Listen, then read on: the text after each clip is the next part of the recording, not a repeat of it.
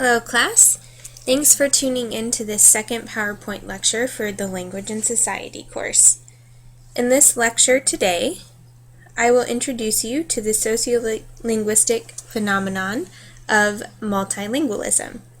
There will be times when I slip into the register, if you remember what that is from the first lecture, of a sociolinguist and refer to language as a code.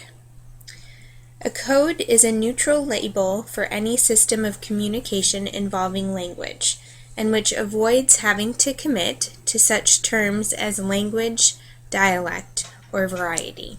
So code is really a useful term within the field of sociolinguistics.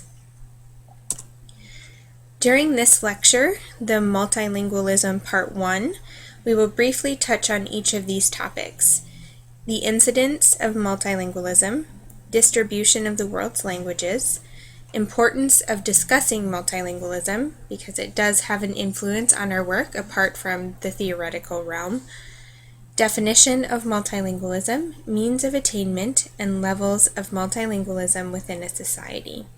I've broken up this week's lecture into two parts, so this is part one, and we will cover these topics. Additionally, there is Multilingualism Part II, which you can access on the website, and that will be covering the topics of diglossia and code switching, two important areas within the broad heading of multilingualism. As always, we will seek to understand how theories regarding multilingualism relate to our jobs as translators, literacy workers, world arts consultants, and the like.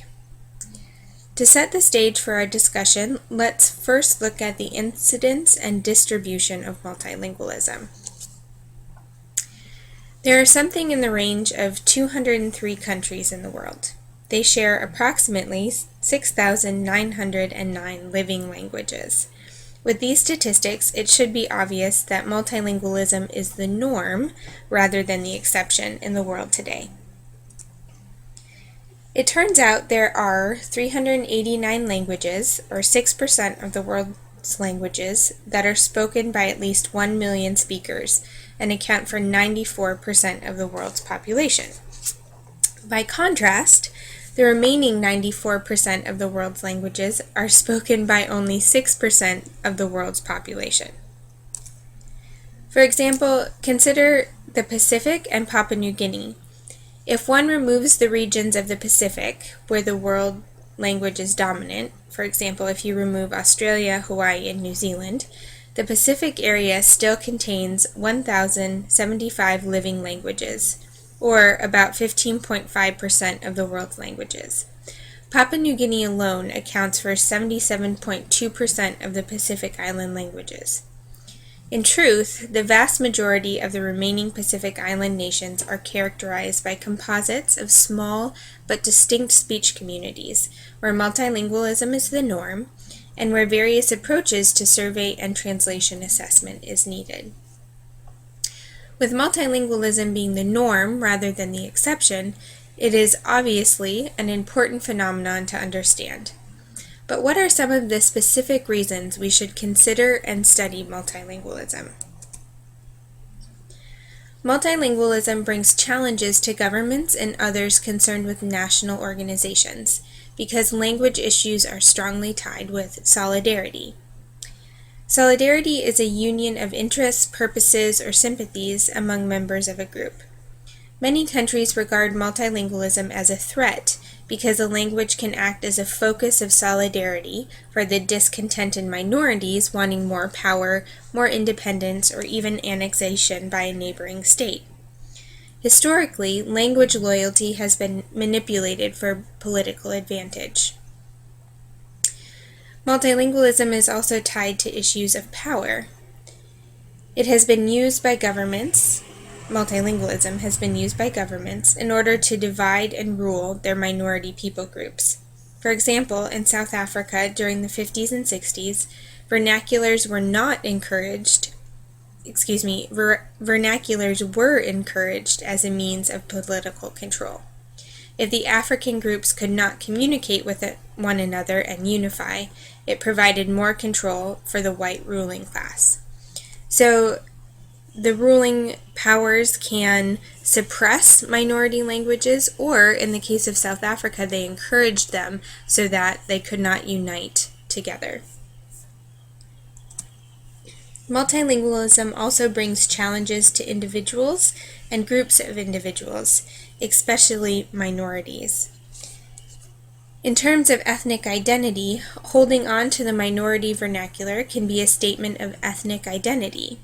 Speakers of small languages regard the mother tongue as the most important symbol of their identity.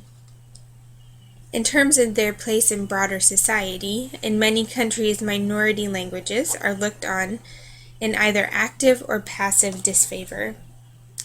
So examples of this could be Gaelic. Before 1918, it was illegal to speak Gaelic in Scotland. If a Gaelic speaker wanted to function and progress in his society and social standing and economic standing, he had to learn English. So multilingualism affects people in their place in the broader society. It can also affect education. And it can affect education on both sides of the podium, because language choices have to be made regarding the language of instruction, the language of literature, and the language of student response. Now that we've looked at why to consider multilingualism, let's define some basic terms. Bilingualism refers to the ability of individuals within a speech community to make use of two languages.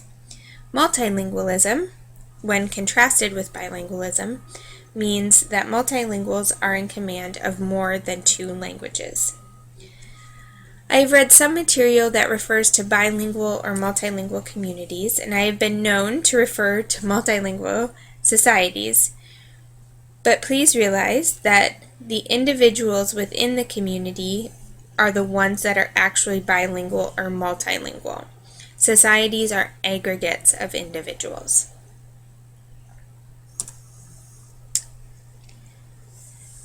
In the last lecture, we talked briefly about inherent and acquired intelligibility, and I'd like to touch on it again here as it is applicable to bilingualism.